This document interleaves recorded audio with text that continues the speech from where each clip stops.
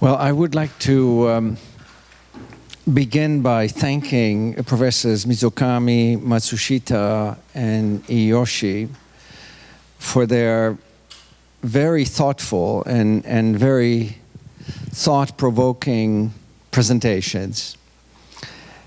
And I took notes, and I'm afraid that even 10 hours would not be enough to address all the ideas that are now floating around in my head.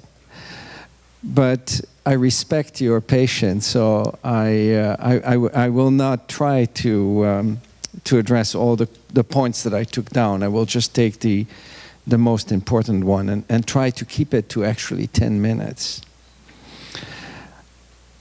So both professors Matsushita and Iyoshi brought up a point that I'd like to start with.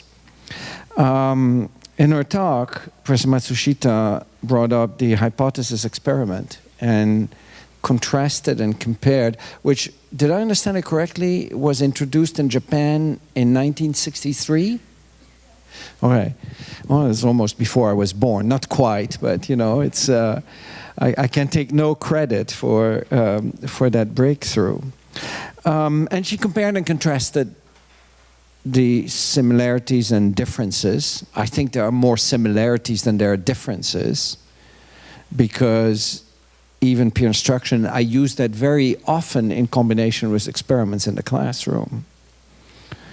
But the real point is that even before the hypothesis experiment, there were many other people who said exactly the same thing. I already mentioned Socrates, who 2,000 years ago said we should teach by questioning, not by telling. Likewise, Confucius, 1,500 years ago, not very far from here, said, and I have to read it because I keep forgetting the quote, he said, whenever 3 people are together, there should be one among them who can be my teacher. So you see, Confucius was actually the inventor of peer instruction, not Eric Mazur, right? The quote continues, I choose their strengths to follow and their weaknesses to ignore. Right? So in other words, you take the strengths out of the people around you, ignore. I don't know to what extent Confucius philosophies are taught in Japan, but maybe some of you were already familiar with that quote. So clearly, a lot of the ideas that we're discussing today are nothing new. They're old, older than all of us together, older than a lot of civilizations. So that really begs the question, why is change so difficult? And Professor Iyoshi had a whole slide about barriers to promoting innovation. Why, if 2,000 years ago Socrates said we should teach by questioning and not by telling, and we've had people throughout history saying over and over and over again that we should teach by actively engaging the learner, why is it that it is so incredibly difficult to change it? And I think there are 2 reasons for that. I mentioned one in my talk. I mentioned that the lecture is sort of a comfort zone.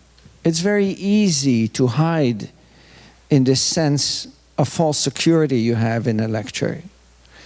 Right? I mean, if you go to an active engagement lecture, and I'm very grateful to Professor Matsushita for pointing out the difference between active learning and deep active learning, because there are plenty of ways of being active, but have no important mental engagement, right?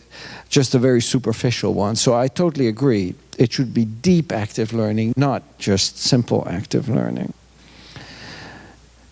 So when you switch from passive to deep active learning, it's not that the students feel better after such a lecture. In fact, they'll have more questions. I have a colleague in the astronomy department, Phil Sadler, who studies education, who once told me a really interesting quote. He said, suppose that you're not a teacher of physics, but you are a tennis coach. You're coaching people to play tennis.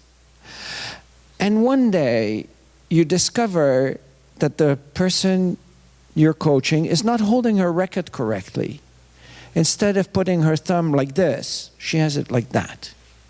You go over to her and say, look, you should hold your racket like that, not like this, with the thumb along the stem, not curved around it.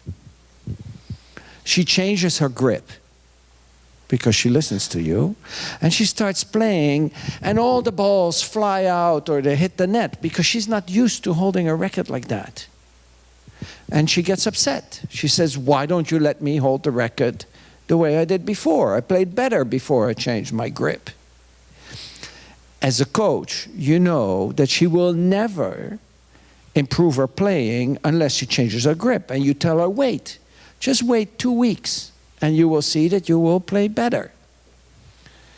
Because usually, when you change things, they do not improve immediately. They get worse before they get better. Now, that's pretty easy when you're coaching one person to play tennis. If you have 150 or 200 students in the classroom, and they all complain, it's very frightening. And you may think, oh, I must be doing something wrong. In fact, when I started implementing peer instruction, it was not that all students walked away happily. A lot of them were very unhappy. They were very unhappy for a number of reasons. For example, at Harvard, most students who come to Harvard already have taken a so-called advanced placement course in physics.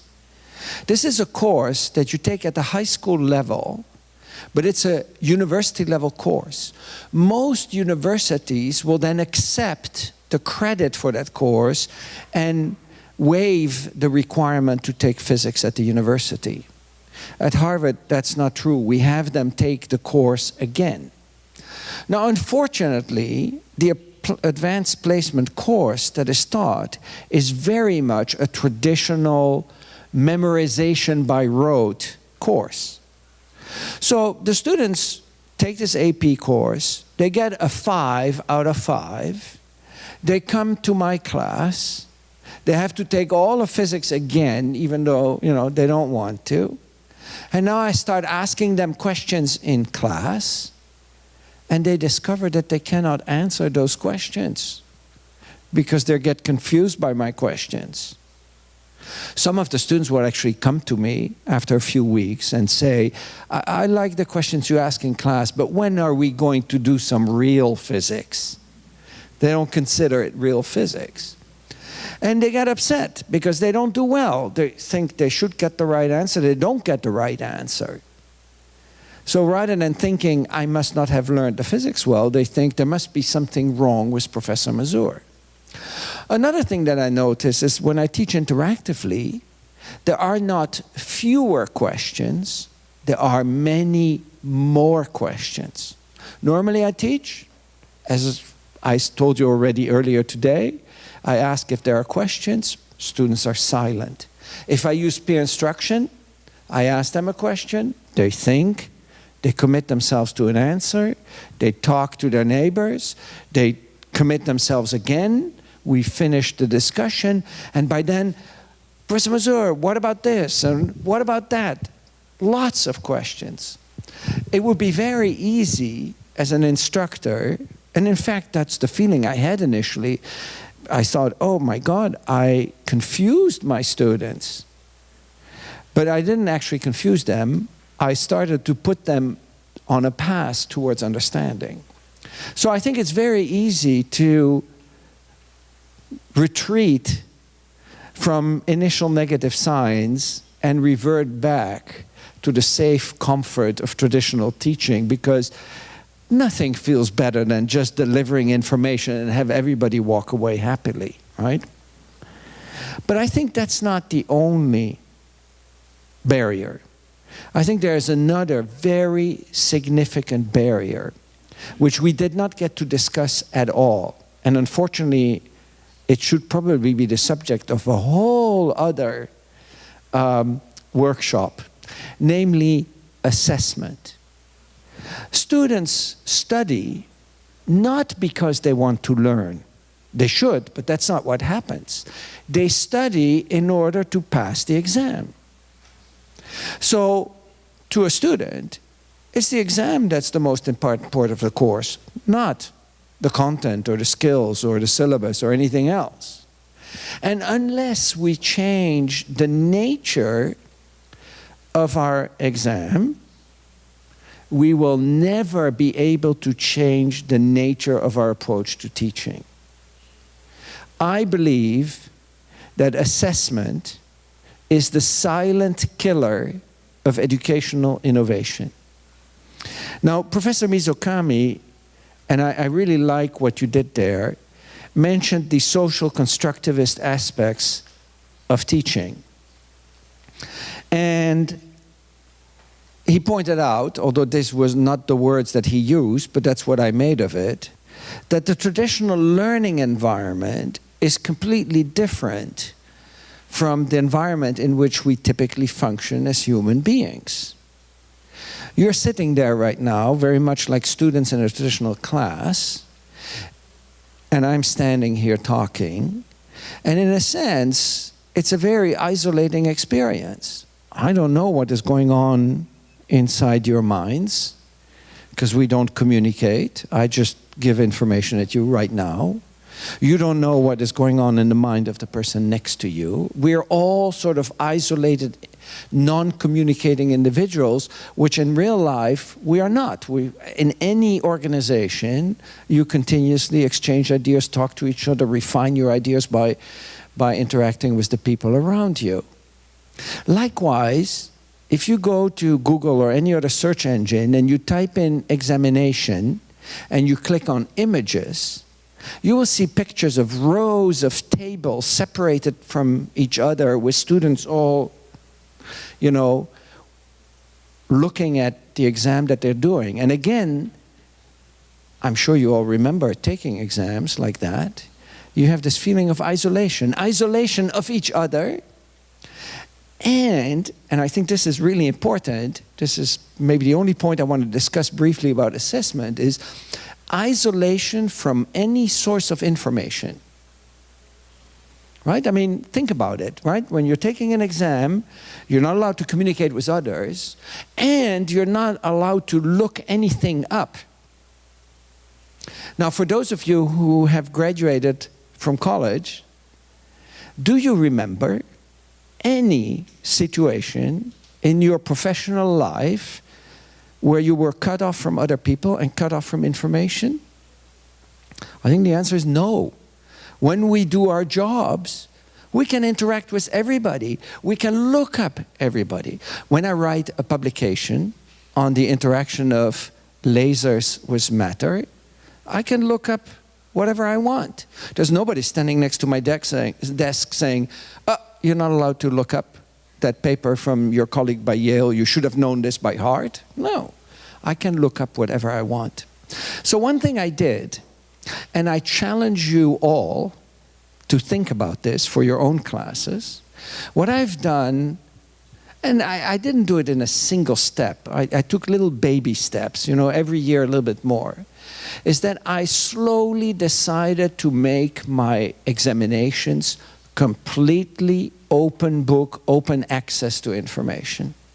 Initially, I gave my students a sheet of information that they could bring to the exam. Then some students said, well, I would like to bring in my own sheet. I said, okay, you can take one piece of paper where you can write whatever you want. Some came and in microscopic letters, they wrote the whole book on one page. And then I said, okay, you can bring the book. And then 2 years later, I had some students who says, well, I would like to bring this other book rather than this book. I said, okay, bring this other book also.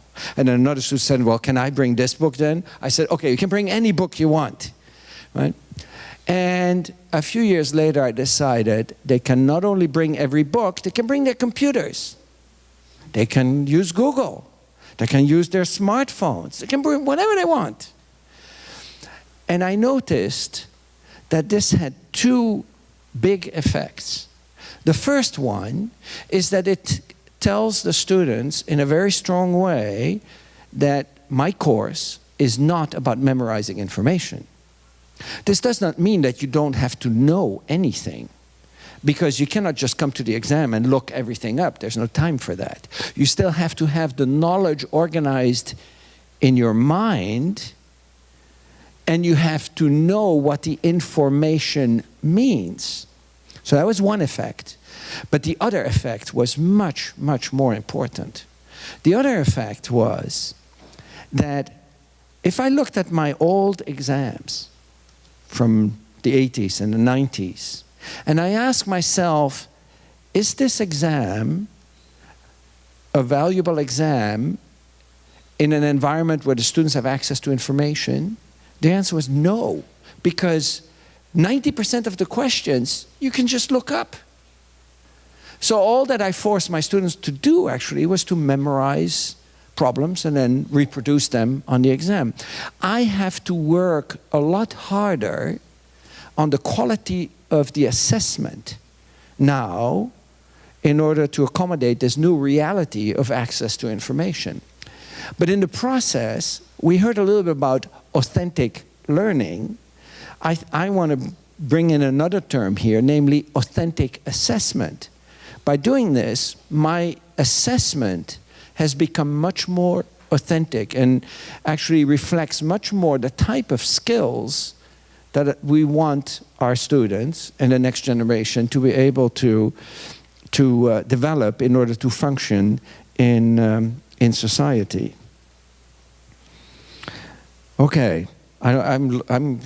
Somebody has to watch time, because I'm afraid that unless somebody tells me, 1 minute, 2 minutes, but I think I may want to very briefly, if I may, right? Do I still have 1 or 2 minutes? Or are we out of time? Because Professor Matsushita had a list of questions on page 21 of her slides, which she addressed at me. So I think I owe you an answer to those questions. And this also brings me back to a very important point that Professor Mizukami raised early on in his talk, namely about the quality of the question, which is also the first question on page 21 of Professor Matsushita's presentation. The hard part of peer instruction is not the technology, it's not the clickers, it's not getting the students engaged. It's really two things. One is, how do you prepare the students for the class? And secondly, how do you develop good quality questions? When I first started with peer instruction, I tried to come up with all of the questions. But later on, I discovered that the right source for the questions should be the students. So I found that it was very important to connect the out-of-class component very tightly with the in-class component. What I do now is that I want my students to either watch a lecture online or read the book before coming to class, but I don't just tell them to do that, no. I tell them to communicate to me the parts that they find difficult or the questions that they have after watching a lecture or reading the book. And they basically get evaluated on the quality of those questions. And I use those questions in the classroom. So suppose you're a student, you read the text, and you think, I don't understand this. Let me type in a question about that. And then you discover that your professor will actually take your question and put it on the board. I actually project the question without the name of the students, anonymously. You'll go, wow, if I have a question, and it's a good question, he'll put it on the screen, and we'll discuss it. So I use, in the class, not the questions that come up in my mind, I actually use the questions that come up in the student's mind. Now another problem, which was pointed out by several of the previous speakers was that if you use a clicker, it has to be multiple choice, which means that coming up with the question is not enough. You have to come up with answers too. And it's very easy to come up with a question that has yes or no, or yes or no, or maybe. But that might not be very meaningful because, as Professor Matsushita pointed out, you want to reflect the misconceptions that the students have in the choices to the answers. That's one of the reasons that we developed a system that Professor Iyoshi briefly showed at the end, learning catalytics. Because learning catalytics does not require multiple choice. It can be free response, it can be graphical, it can be an equation, it can be anything. So that might be a way to improve the implementation of peer instruction in your classes, and I'd be happy to talk in more detail afterwards. I think I better stop here so we can have a more general discussion, but I really would like to thank all three of you and congratulate all three of you for those wonderful presentations. So thank you very much.